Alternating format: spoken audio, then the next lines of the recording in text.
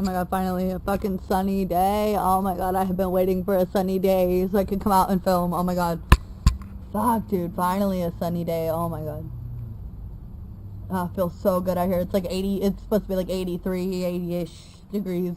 Actually felt decent enough to put on makeup and do my hair. Well, whatever this is. This is done for me. More than it's been in the past 2 weeks. Yeah, today's day 10. Doing good. Doing really good. God, it just feels so good. I've like been so like not myself because I haven't been able to film. I've been stuck in the fucking house because it's just been so cold in my tattoo. I have to wear shorts. So I've just been so fucking cold. And I like don't want to go outside when it's not sunny. Like my body needs the fucking sun to survive. But I decided on the tattoo that I'm getting like 100% for sure. I don't know if you'll be able to even see it on my tablet because I'm outside, so.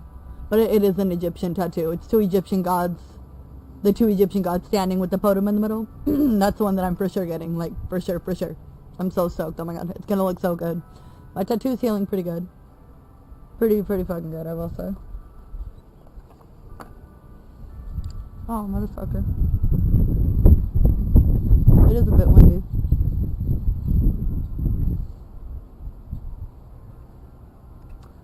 I have a phone interview scheduled at 11:30 today, so hopefully all goes well. It's with my lawyer, so we'll see what's happening with that. I'm excited. I'm trying. That's why I have a little timer now. I'm filming before. Just trying to sit outside and feel better, even though I shouldn't have my tattoo in the sun. But oh well, just for a little bit. I need it.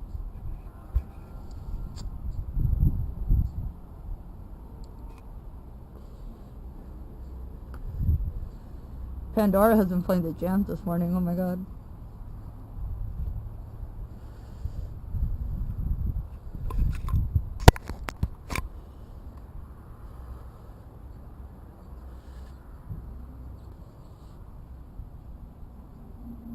Oh, here. I have it in the shade as much as I can, but I have it all lubed up right now. She's in that nasty, scabby, scaly phase. But she's still looking good. And this is where I'm going to get my next one. All right here. All the way down to my knee. So my whole outer thigh will be covered in beautiful Hindu and Egyptian things that I fucking believe in and stand for. So I'm super stoked about that. Like hella stoked on that. I didn't think about this, but I should probably be facing the sun so that my face isn't like in the dark through most of this. I didn't even think about that. But I wanted my shit to be in the shade. Hopefully it comes out good enough. It should. Oh my god, little fluff balls, like, fluff balls floating around. I think that's bugs.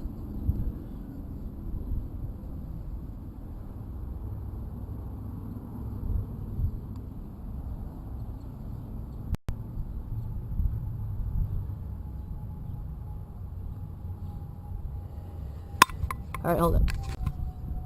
So that was like my update.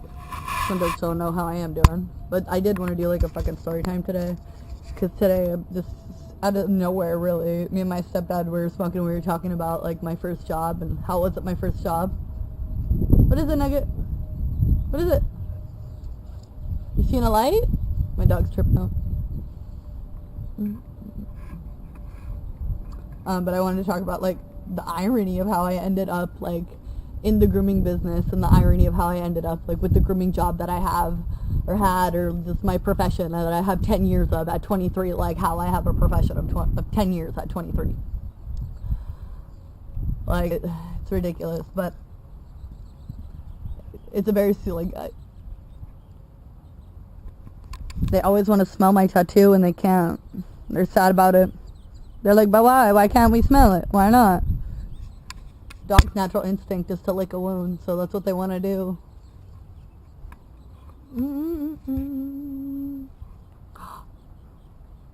What did I do? Oh man, I hate when I do that. Like I try to fucking print screen it and then I click the wrong fucking button. Then I have to listen to stupid fucking ads. My tablet is so sensitive because like you do like that little like hand swipey motion, you know? Do you know? Hold up. I probably have this right here. I don't have anything to set it on today, just my fucking arm to hold it.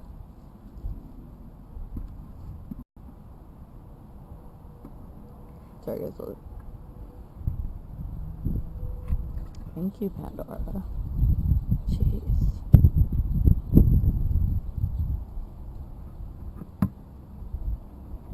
Alright.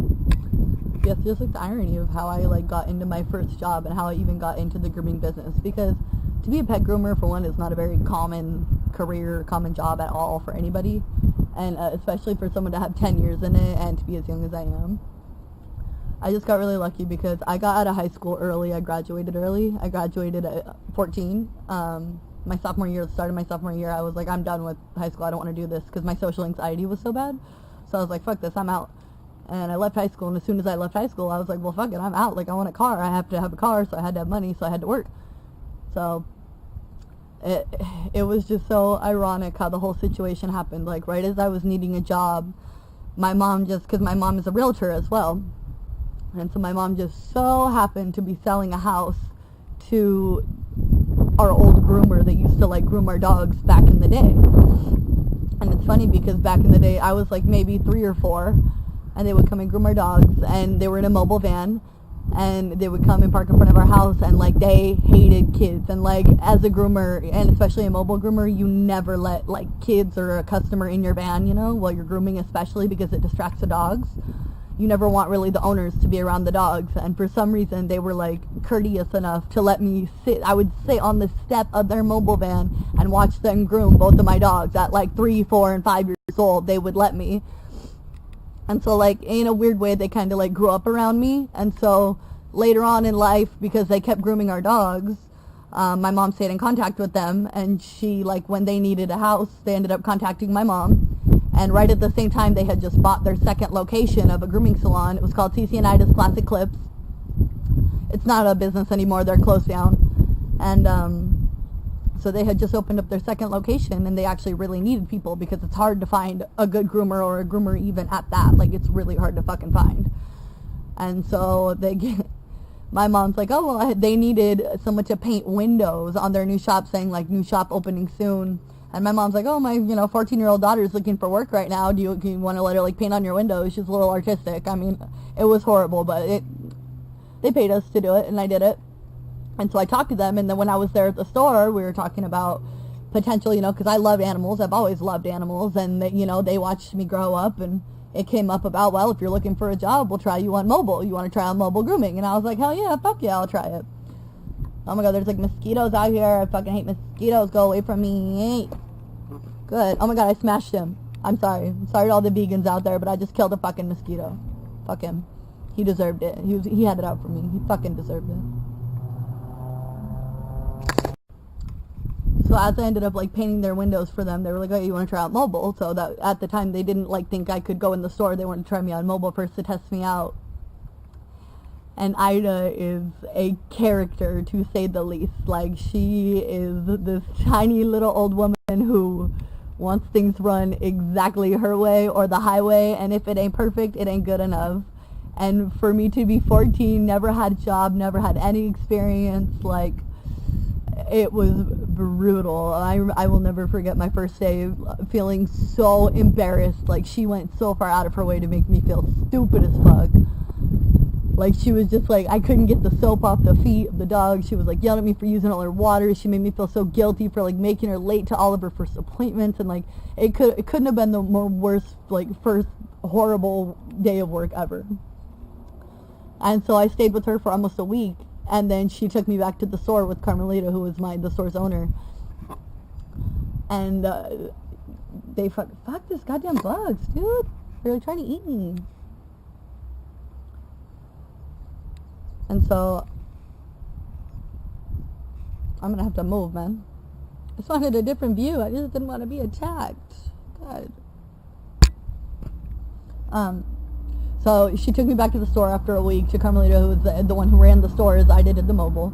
And she was like, she doesn't have what it takes. She's not going to be able to be a groomer. I don't want her. If you want to try her in the store, take her. But I don't want her. She's just slowing me down on mobile. I need someone else. I can't have her as my helper. She did not like me. Like, Ida just did not like me. The whole time I worked there. I worked there for 3 years. And the whole time I worked there, she hated me. She never liked me, but they taught me so well. They taught me everything that I knew, but it was just so ironic that, like, the people that let me sit in their mobile van as I grew up and watch them groomed ended up being the people that gave me my first grooming job, and they didn't think I could do it, and, like, I proved them wrong, and I ended up being, like, a manager for that store. Like, I ran both stores. I did payroll. I was in charge of the register, the cash. Like, I watched my boss's house. Like, I ran that business at literally from the age of 14 to 18. Almost 18. I was just about to turn 18 when I quit my job there.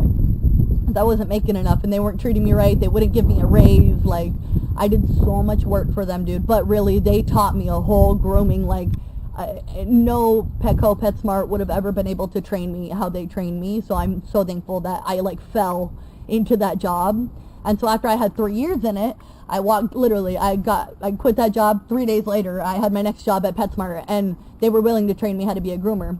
I had already known everything about haircuts, everything about baths, everything about grooming, everything about apparel, everything I could know about grooming, just because I got lucky and Carmelita let me learn everything. And so I got the job right away. Literally the next day I was hired, and then at PetSmart I was hired on as a full-time groomer. They sent me to a grooming academy right away. And then I was a groomer there for 3 years. And then I decided I wanted to take a break from grooming. And then I worked as, like, retail. And then I went back to grooming. And then I was a salon manager for another 2 years. So I've been grooming for 10 years. But I got so lucky falling into it so young and so early. And the first job that I got, that I stayed there so long. Because if I didn't, like, I wouldn't even have the profession that I have to at least, like, to fall back on.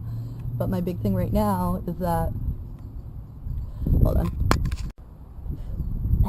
My big thing right now is just that, like, I've always used while I groomed, like, right at 14 or not 15, right as soon as I got out of high school. That's when because I dropped out to be with my abusive ex-girlfriend, and then me and her broke up as soon as I got out of high school, and that's when I got with the girl who got me hooked, just to date me to get me hooked. And so I was struggling with drug addiction through all that. Like, on and off, here and there. It was super, like, on and off. Because I wasn't using as much at, like, 14 and 15. Like, it was probably at least, like, 2 or 3 times a week, but not, like, every day, like, where I needed it. Nugget! Put in!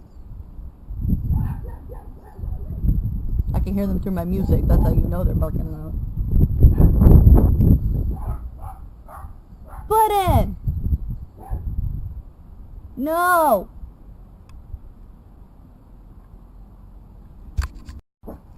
Oh my god, they're horrible. They won't stop. Oh, let them bark at whatever they're gonna bark at.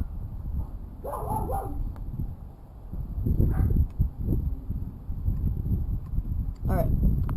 But yeah, I got really lucky how I fell into it, and it's a really good career, but because I have used this whole career, that's why right now I'm, like, in a turning point in my life, because I'm fucking 23 years old, and I either need to...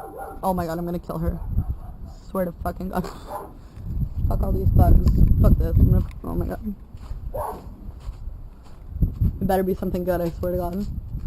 For me to have gotten my ass up and come all the way up. It better be good. What are you barking at? What? There's nothing. There's nothing.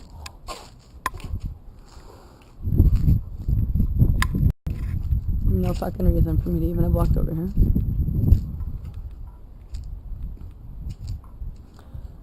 Yeah, so I got super lucky how I fell into it, but right now that's why I'm in, like, a weird spot where I'm deciding, because I think I want to totally switch up everything and start a whole new career and go into auto technician.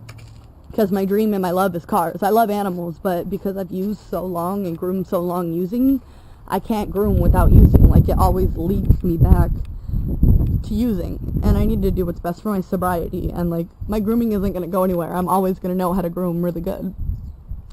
And I'm still going to do it on the side. Like, I'm not quitting completely, but I won't be doing it, like, as a full-time job. I'm not going to be looking to be a groomer anymore, and that's all I ever was looking to do. I literally, my last job that I had at Petco, I planned to have stayed there for 10, 20 years. Like, I loved that job. I did not ever want to lose that job, ever. And unfortunately, I did, because of some fucked up unfair circumstances, which is exactly why I'm talking to a lawyer. So we'll see what happens with that, but, I don't know. I'm so like scared to start a new profession and to start something because I don't know if I'm gonna be good at it. Like I know I'm fucking good at grooming. I will never not be good at grooming. You know, like I'm really fucking good at grooming. I know everything there is to know about grooming, about dogs, about dog anatomy, about dog health, about vet shit, about everything, about everything. Like it's just it's sickening to me that like I put so much of my life into this career, it's my ultimate like career. I love it. I love doing it. It's just I really don't think that I can do it and remain sober, and that's where I'm having like the biggest issues. So I'm hoping, I don't know, I'm hoping everything just works out, but I'm gonna, after I have to wait to see if these charges go through, and I'm just gonna have some bullshit job that hopefully pays me enough money to make something of myself. And I have to be able to take the bus because I'm in a rural area, and I'm not going to have my license for another 2-3 months, and then I have another 6 months until I know those charges will or won't go through. And I can't get a job I like, because if I get a job I like and I go to jail, I'm going to lose it. And ultimately that's not the point of having a job, to get one that you like and want to start, is to risk losing it because you might be going to jail. So I have to get some completely bullshit job that I don't care about so that I can, you know, like have the chance at maybe losing it and not caring about it and it not being the end of the world. But I'm just faced with like this huge like career decision right now. Like I wanted to go to UTI, and that's fucking $80,000 for like a 1-year program, and I ain't got that. I'm not gonna do student loans. I don't believe in student loans, dude. Like fuck that. And if I don't have a car, then I can't even drive to fucking Rancho Cucamonga.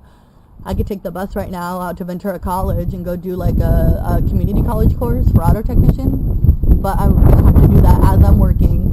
And like I really want to just work until I can get my car and hopefully get my license back, which I'm hoping is going to be like a possibility and not a complete just false hope of mine. But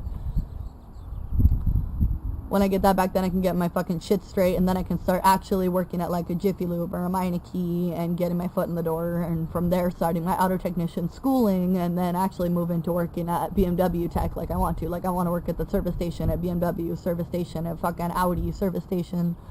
That's what I want to do. I want to be working on cars, and I want to have my own cars at home that I work on all day, and that's what I want to put my time into. I want to get my street bike. I want to do all the things that I fucking am dying to do. Like, that's the only thing killing my sobriety right now, is that I'm not even able to fucking drive. And, like, driving was such a big part of my life before I lost my cars. Like, it's sickening, man. It's fucking sickening. If I could show you guys pictures of all my old cars, you would understand. I had my beautiful Mazda RX-8 that I had sticker bombed. I had my beautiful ass GTI, a bright orange, an orange you will never see, fucking hella flush, slammed to the floor, like most beautiful Volkswagen GTI you've ever seen in your life. Like, oh my god, sickening. I did so many sick ass sticker bombs on the hoods of my cars. It took me hours and days and months to get the stickers. Like, I miss going to car meetups and races, and like, oh my god, I fucking miss it so much. I'm dying without it. And that's the one thing that's like really fucking with me right now. But anyways, just a quick story time and an update, and I hope everyone out there is doing good and having a good day. I feel better. I feel like I'm feeling pretty okay today, so that's good. But everyone, I hope y'all are having a good day and everyone's doing good. If you need anything, leave it in the comments. Let me know. But until next time, guys. Later. Bye, guys. They have cows or sheep or something over on the hill right now. I think it's sheep. They're like, bah. You can hear them.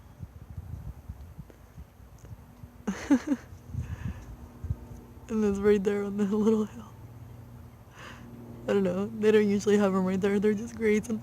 It's funny.